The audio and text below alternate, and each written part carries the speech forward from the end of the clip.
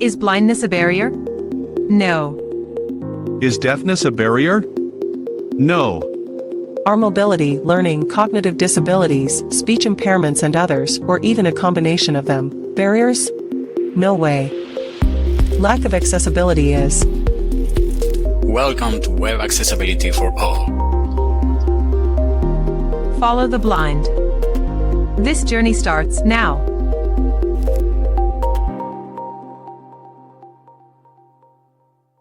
Welcome to Web Accessibility for All. Today we are going to explore a critical yet often overlooked aspect of web development, backend errors and their impact on accessibility.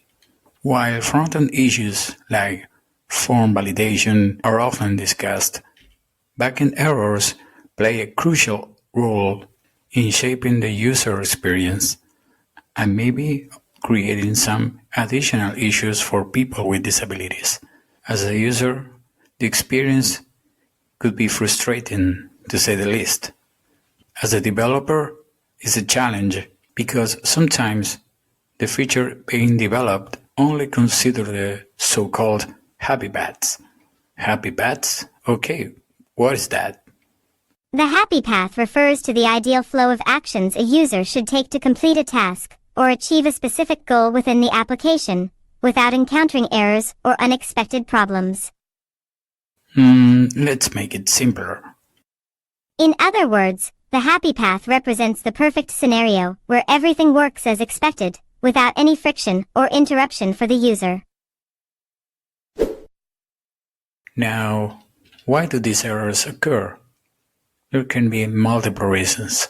For instance, errors in data loading and handling, errors in manipulating user-entered data, like forms submissions, errors in backend services access, connection errors, and the list goes on and on. But the aim of this episode is not about errors, but instead, it's about how to present them to the user and how we ensure that they don't impact their experience. That's it. Accessible error information for everybody. Understanding backend errors.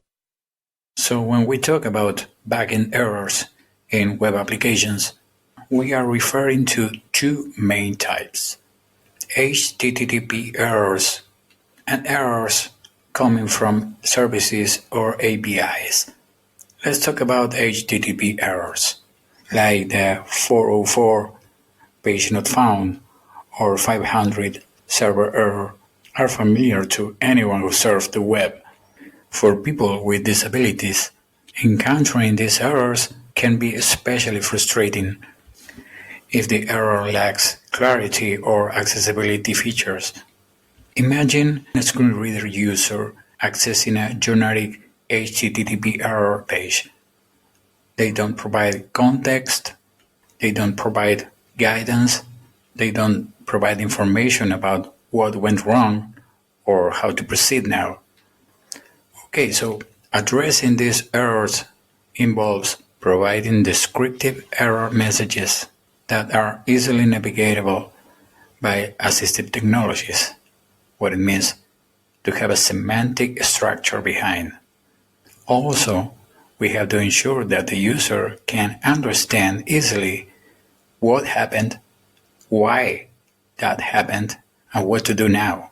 So if you are a system administrator, please work with your design team to create a visually appealing and user-friendly custom error page. So don't rely on JavaScript frameworks to do that magic. Keep things simple. Let any client to find and understand your custom error pages. This will ensure that your custom error page will be accessible to all users, no matter the browser or client that they are using. Backend service and API errors. Behind every web application, there are intricate backend services and APIs that powers its functionality. Errors here, such as failed data submissions or integration issues, not only disrupt the user experience, but can also pose significant accessibility challenges. So to enhance accessibility in these scenarios, developer must design backend services with robust error handling methods. This includes providing detailed error messages in accessible formats and ensuring compatibility with different assistive technologies. We also have to take into account internationalization, that is, the ability to localize what is sent to the user. If what you are sending is an error, then that message should be localized as well. And localization is not about translation of your error messages.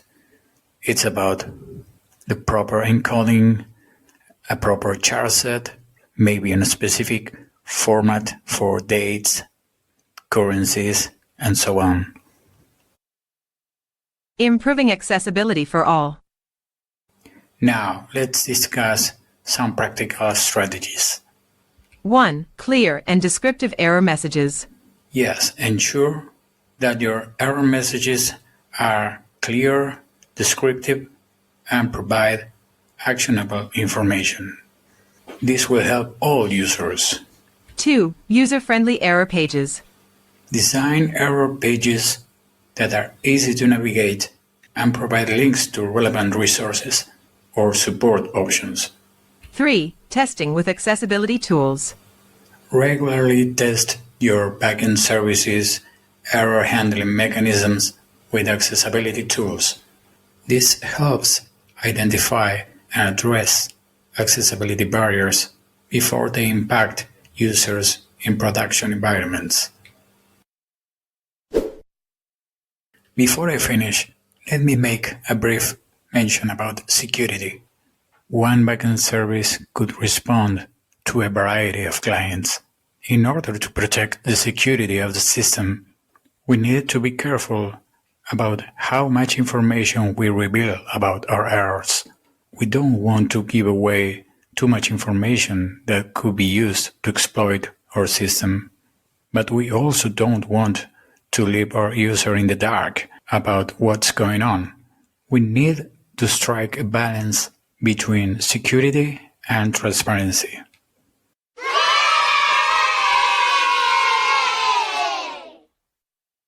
Conclusion. Ensuring that backend errors are handled with accessibility in mind is crucial for creating inclusive web experiences. By addressing these kind of errors, developers can minimize disruptions and provide a seamless experience for users of all abilities. Remember, accessibility is not just a checklist item. It's about empowering everyone to navigate and interact with web content independently and effectively. Thank you for tuning into Web Accessibility for All. Join us next time to continue working for a more accessible world for everybody. Thank you very much. See you next time. Thanks for joining us today. Subscribe for a new challenge next week. And don't be shy. Leave us a review or ask your accessibility questions online. See you next week for another episode of Web Accessibility for All.